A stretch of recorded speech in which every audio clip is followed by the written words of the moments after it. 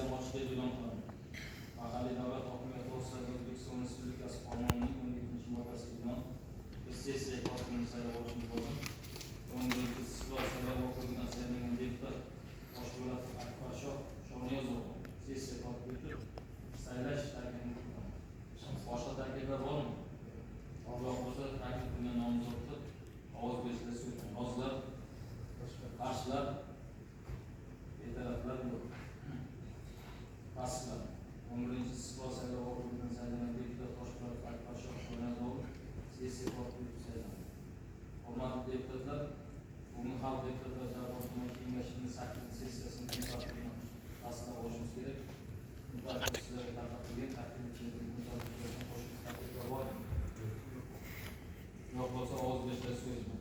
Yozlar, qarshilar, betaraflar yo'q. Endi sessiya ishlarini belgilab mavzu uchun 10 minutgacha, savollar uchun 3 minutgacha, ma'lumotlar uchun 3 minutgacha vaqt ajratish tavsiya etiladi. Kun tartibidagi masalalarni ko'rib chiqishga o'tamiz. Kun tartibidagi birinchi masala O'zbekiston Respublikasi Oliy Majlisi Senati 2025-yil SK 89-son korrupsiyaning oldini olishga qaratilgan qarori asosida Zarafshon tumanida jinoyatchilikni qisqartirish va korrupsiyaning oldini olish borasida 2025-yil 4 oy mobaynida amalga oshirilgan ishlar yuzasidan tuman prokurorlaridan savol qo'yildi. Ayrim sabablarga ko'ra tuman prokurori bugun sessiyada qatnashmayapti, chunki o'rinbosar qatnashyapti. Axborot to'g'risida ma'ruza uchun so'z Zarafshon prokurorining o'rinbosari Allanazarov Muronazar Shergo'rovich.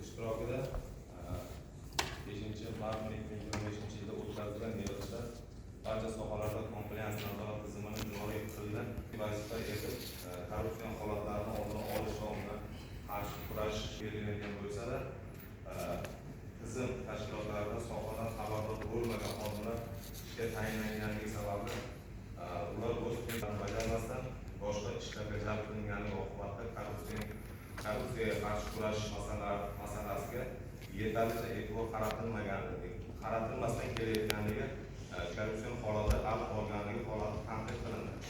Xususan, Jarqo'rg'on tumanida 2025-yil fevral oyida 7 ta jinoyat ishi bo'yicha 10 nafar shaxslar tomonidan korrupsiyaga oid jinoyatlar sodir etilishiga yo'l qo'yilgan.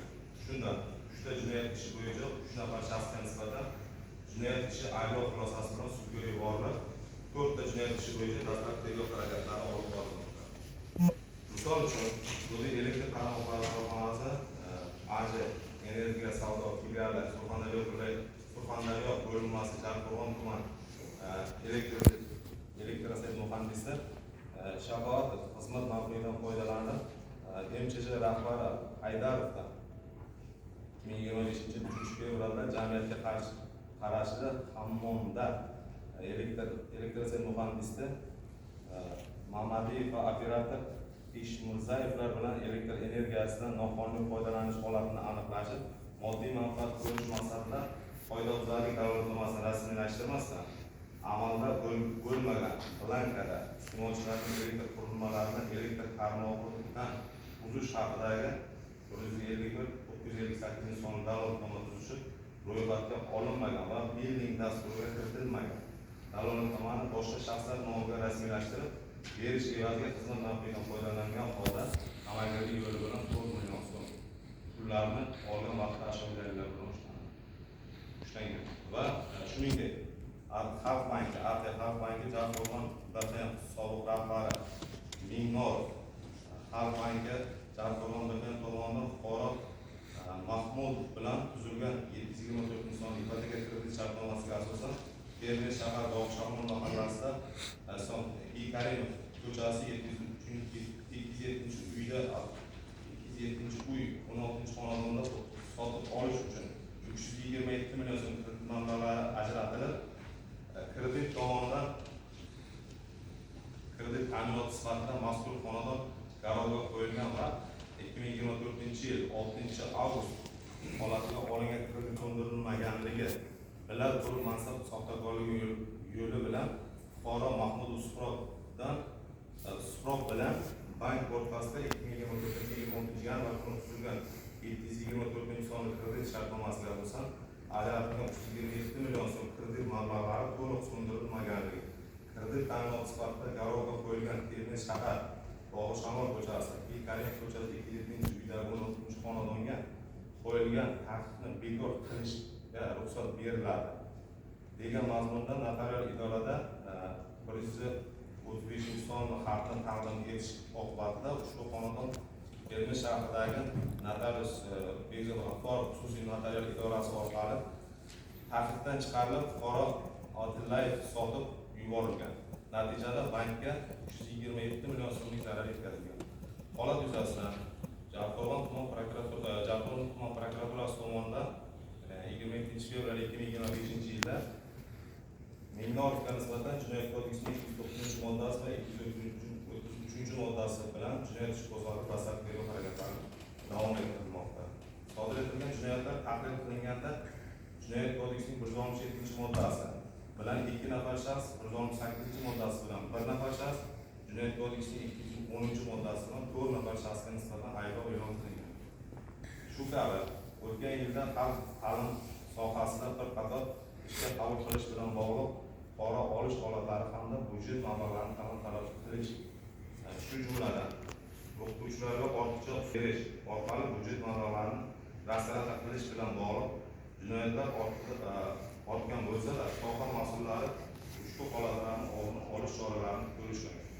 Misol uchun, Qurbonov 2018-2022-yillarda davomida Jalqo'rg'on tuman bankdagi ta'lim bo'limi boshlig'i bosh hisobchisi lavozimida ishlab kelib, egallab turgan lavozimga ko'ra mansabdor shaxs bo'la turib, umumiy qasd bilan tanlab olingan va yagona maqsadga yo'naltirilgan jinoyatni sodir etish yo'liga kirib, Jalqo'rg'on tuman maktabgacha ta'lim bo'limi mudiri Behqon va Bozorov va boshqa mansabdor va moddiy javobgar shaxslar bilan o'zaro jinoiy til biriktirib, jami 413 million 674 ming so'm miqdorda ortiqcha ish haqlari va moddiy rag'bat pullarini to'lab, budjet mablag'larini o'zgartirish va rasarata qilish yo'li bilan ta'minlashtirilgan.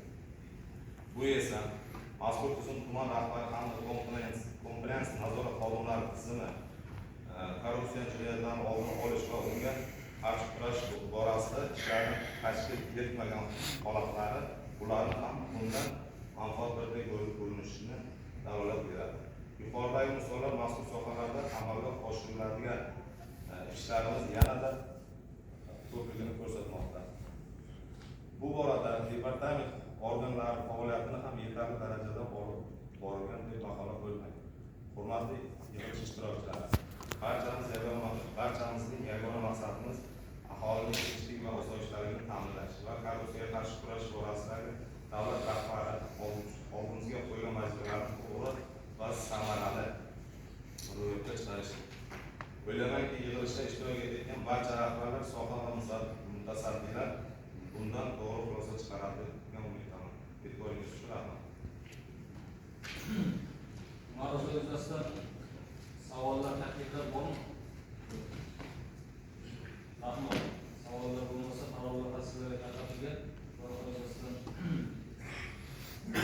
tasdiqlashimiz kerak. Ovoz berishimiz rozilar, qarshilar, betaraflar yo'q. Qarorlar tasdiqlangan. Rahmat.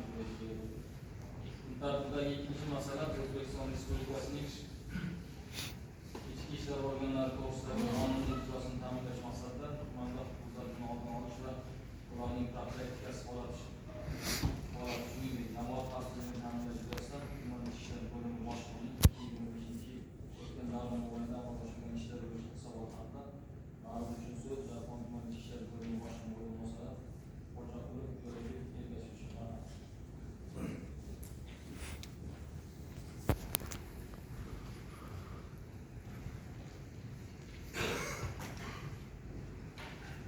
Assalomu alaykum, hurmatli deputatlar, yig'ilish ishtirokchilari. Bugungi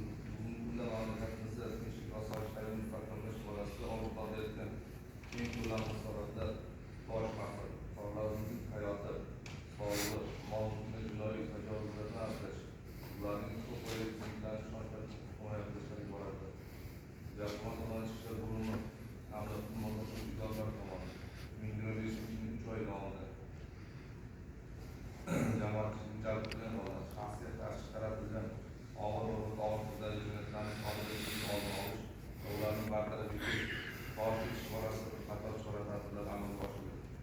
Mavzuda jami 140 jinoyatlar qayd etilib, oldin bunday jinoyatlar 23 ta aniqlangan jinoyatlar esa 2025 yil 3 oy davomida 18 tani tashkil etadi.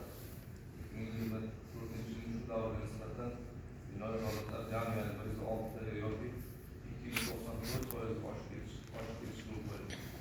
Ularda qotillik jinoyati 2 yilda 3 oy davomida sodir etilmagan. Bitta jinoyat sodir etilgan 2025 yil 3 oy davomida sodir etilmagan. Jinoyatlar 2025 yil 3 oy davomida bitta ko'paygan. O'lim bilan bog'liq yo'l transport hodisalari 2024 yil 3 oy davomida 4 tani tashkil etgan bo'lsa, 2025 yilda 2 tani, ya'ni 2% kamayishga erishilgan. Qasddan badanga o'rtacha tan jarohati yetkazish bittaga o'sgan. Qasddan badanga yengil tan jarohati yetkazish holatlari 2025 yil 3 oy davomida 3 ta, ya'ni ko'paygan. Jumladan, jinoyat turlari qotillik, qasddan badanga og'ir shikast yetkazish, nomusga tegish, bosqinchilik, talonchilik, tovlamachilik va mulkka qasddan nobud qilish kabi jinoyatlarni sodir etishga yo'l qo'yilgan. Shu bilan bir qatorda ayrim kamchiliklar ham yo'l qo'yilgan. Biroq ayrim hududlarda profilaktik inspektorlar mahalliy bilan birgalikda darajada profilaktik ogohlantirishlarni olib bormasdan ishlarni to'g'ri tashkil qilinmagani hanuzgacha eski yondashuv asosida faoliyat olib borayotgan mahalliy yetkazilgan ma'murda jinoyatni jilovlash borasida barcha davlat idoralari va tashkilotlar bilan hamkorlikda har bir mahallani ijtimoiy muammolar oilaviy aniqlanib bartaraf etish hamda infratuzilmani rivojlantirish maqsadida xavfsiz xonadon, xavfsiz hovli tizimi yaratildi. Buning natijasida olib borilgan keng ko'lamli tezkor profilaktik tadbirlar natijasida tuman hududida 66 ta mahallalar mavjud bo'lib, bugungi kunda 2025 yil 3 oy davomida 11 tasida, ya'ni 16,7% jinoyat sodir etilgan. 2 tasida jinoyat oshgan, 9 tasida kamayishga erishilgan. Tuman bo'yicha 66 ta mahalla qabul qilinganda 55 tasi yoki 83,3% umuman jinoyatlar sodir etilmasdan yashil hududga kiritilgan. 9 tasi sariq mahalla hududiga qolgan, 2 ta mahallada esa 3%, ya'ni jinoyat o'sib qizil hududga kiritilgan. Qizil hududga kiritilgan mahalla tumanning Surxon sohili. Bitta o'g'illik Zartepada, bitta o'g'illik qolgan 9 ta, ya'ni sariq mahallalar ular Istiqlol, Nurlidiyor, Mehnatobod, O'rikli, Gulhovuz, Ovulhayot, Hayitobod, Bobotog, Uzunzor mahallalar hissasiga to'g'ri 2025 yil 3 oyda jismoniy va yuridik shaxslarda tuman ichki ishlar bo'limiga kelib qayd etilgan 3003 ta murojaatlardan 254 tasi, ya'ni 7,6% plastik kartalar bilan bog'liq murojaatlarni tashkil qilib, buning oqibatida 3 oy davomida 101 ta plastik kartalar bilan bog'liq holatlar bo'yicha jinoyat ishi qo'zg'atilgan. Hozirgi kunda tergov harakatlari olib borilmoqda. Fuqarolarimiz firibgarlik qurboni bo'lishi, noma'lum shaxslar tomonidan shu mavzularni yechib ketishga sharoit yaratib berishi oqibatida bu murojaatlar soni ko'payib ketyapti. Bu borada tuman mahalliy yetkazuvchi bilan aholi o'rtasida keng targ'ibot ishlarini kuchaytirish maqsad qilmoqda bo'ladi. Kelgusida tumanda firibgarlik, o'g'irlik, umuman olganda jinoyatlarni oldini olish yuzasidan barcha mahallalarda mavjud korxona, tashkilot va muassasalarda borgan holda mahalla fuqaro tashkilotlari xodimlari tomonidan o'zlariga tegishli bo'lgan bank plastik kartalari kodlarini begona shaxslarga oshkor qilmaslik, ushbu kodlarni ijtimoiy tarmoqlardagi turli xil mobil ilovalar kiritmaslik, kiber firibgarlik bilan bog'liq jinoyatlar qurboni bo'lganlar yuzasidan ekspertlar yig'ilishlar olib bormoqda. Hurmatli deputatlar, majlis ishtirokchilari, asosiy maqsadimiz yurtimizda tinchlik, osoyishtalik saqlash, jinoyatchi va qizlarliklarga yo'l qo'ymaslik hamda fuqarolarimiz manfaatlariga xizmat qilish orqali muhtaram Prezidentimiz va olijanob xalqimizning ishonchini oqlash hisoblanadi. Jinoyatchilik oldini olish borasida 2025 yil 3 oy davomida amalga oshirilgan ishlar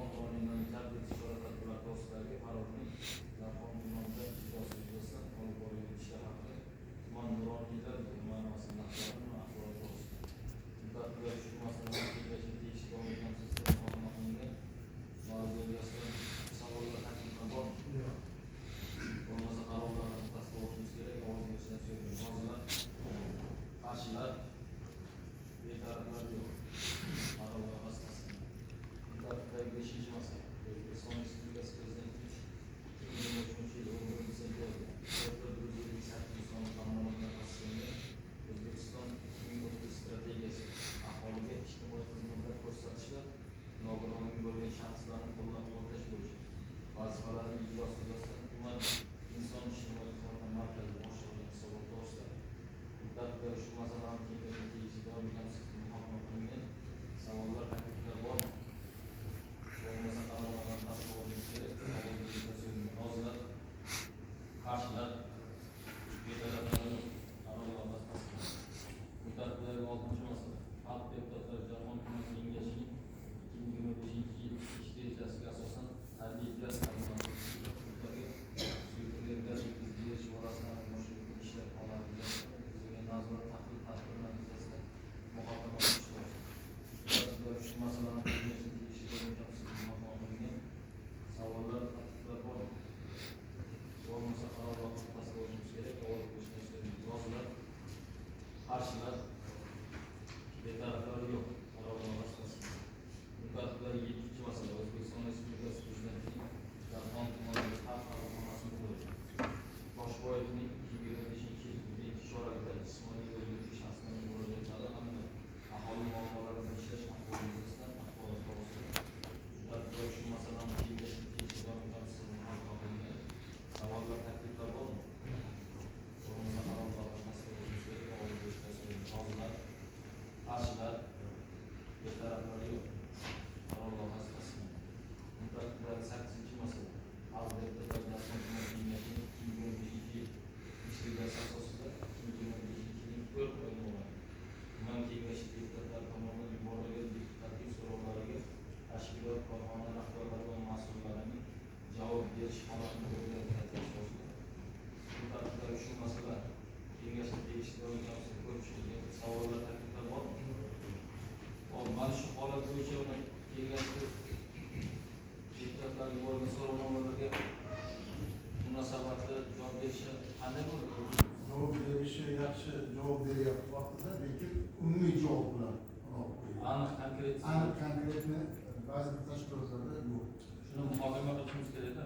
Men Keyingi safariga sessiyaga yaxshi aniq yaxshi ijrosiga Yaxshi. güzel xarakterlarni hisobga qo'yib yaxshi tushunaman. muhokama qilish. Yaxshi. Qarorlarni tasdiqlashimiz kerak. Ovoz berishni so'rayman. Rozilar, qarshilar, betaraflar yo'q. Qarorlarni tasdiqlandi. Muddatdagi 9-chi masala xalq deputatlari Jahon tuman kengashining 2025 yil ish rejasiga asosan 4 oy davomida yangi qabul qilingan qonunlarning matn mohiyatini aholi va saylovchilarga yetkazish maqsadida o'tkazilgan targ'ibot tadbirlarining yakuni. Muddatdagi shu masala ham kengashning tegishli doimiy kamsizligini muhokama qilingan savollar, takliflar, qo'shimchalar bormi? Bo'lmasa qaror loyihasi sizlarga tarqatilgan, tasdiqlashimiz kerak. Ovoz berishni so'rayman. Rozilar, qarshilar, betaraflar yo'q. Muddatdagi 10-chi masala xalq deputatlari Jahon tuman kengashining 2025 yil ish rejasiga binoan 1-chorak mobaynida tuman kengashi deputatlarining jismoniy va yuridik shaxslar murojaatlariga ishlashi hamda o'z saylovchilar oldida axborot berib borish holati o'rganishni asosida muddatdagi shu masalani kengashning tegishli doimiy kamsizligini muhokama qilingan savollar, takliflar bormi? Bo'lmasa qarorlarni tasdiqlashimiz kerak. Ovoz berishni so'rayman. Rozilar, qarshilar, betaraflar yo'q. Qaror loyihasi tasdiqlandi. Muddatdagi 11-chi masala O'zbekiston Respublikasi Prezidentining 2025 yil 9 yanvardagi TF-17 sonli farmoniga asosan Jahon tuman hokimining huzuridagi infratuzilma va ijtimoiy barqarorlik jamg'armasi mablag'larini maqsadli yo'naltirish to'g'risida muddatdagi shu masalani kengashga tegishli doimiy kamsizlikni muhokama qilingan. Hozir men yana topshiriq berdim, yana qayta ko'rib takliflar beradi. Bu bo'yicha xabarlaringiz bor. Bizda farmon chiqdi. Birinchi marta muhokama qilindi. Infratuzilma jamg'armasi qo'shildi. Mablag'lar kelib tushib boshladi. Hozirgi kunda 450 million yaqin mablag' bor. Lekin aytganimdek, birinchi chorak yakuni bo'yicha bir so'm qo'yishini yo'q. Ortilgan mablag' yo'q, xarajat ko'p. Bironta muammoni yechish uchun 3 milliardga yaqin qarz hisoblatsam 3 milliardga yaqin hokimiyat qarzi. Bu qarz qanday qarz? Qarz uni ahirida turadi, oyiga 50 ming turadi. Elektr, internet, umuman shunday qarzlardan tortib, salakadan bo'lgan qarzimizgacha, boshqa qarzlargacha, shularni hammasini hajmi 2,5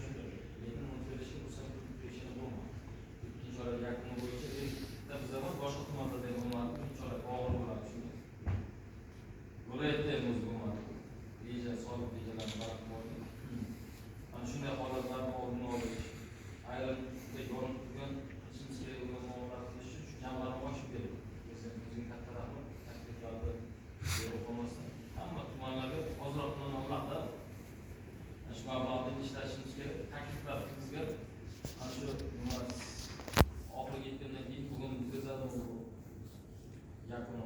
Erta kirizadi yana buni muhokama qilib, siz deputatlar albatta uni ko'rish kerak. Xayrli ketaylik. Shu mas'uliyatni ishtirokida muhokama qilib, qaror loyihasini tarqatilgan, shu oxirgi muhokama qarorini tasdiqlaymiz. Ovoz berishlar so'raymiz. Rozilar, qarshilar, betaraflar masalalar muhokama bo'lindi, 11 ta masala egalandi. Hurmatli deputatlar, sessiya ishtirokchilari, sessiya deputatlari bu masalalarni ko'rib chiqildi. Sessiyaning o'tish yuzasidan qanday taklif qilindi? Marhamat. Shu bolalikda so'rovlarga javob berish holatini aytdingiz. Shu masalani 6 oylik yakuni bilan ko'raveradi, bir oydan keyin. Sababi juda qattiq taklif qilib, tashkilotlarni chaqirib, javob bermaganlarni qarorga kiritib, Kechga sifatsiz javob berganlar. ha, shularni Ma'lum. Yana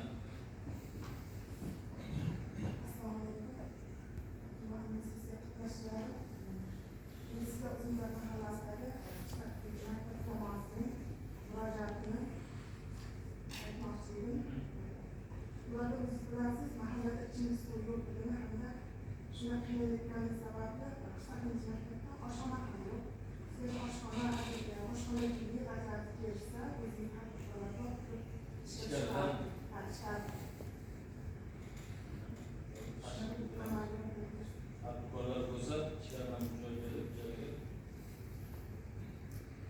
tashkil etiladi. Ichimlik suvida muammo bor. Uzumzor mahallasini ichimlik suvi tushadi, milliard suv mablag'i hisobiga shu yog'inni qilingan, lekin bir kundan suv ichmadi. Chiqib borishda yo'q, quruvchi loyihalarga ish qilganman deyapti, lekin bardoshga javob berolmay yo'lga borishni deyapti. Bir kilometr trubasini almashtirib, yaxshi truba qo'ysak, suv olmasak bo'ladi. Ana shu masalani ham hal qilishimiz kerak. Senatda tumanlardagi maktabgacha ta'lim tashkilotlari o'rganishga ishchi guruh kerak. Qosimovning nomiga senatda qat'iyan buni shunday yetkazib berdi. Men maktabgacha ta'limda tashabbur berdim. Hozir sizga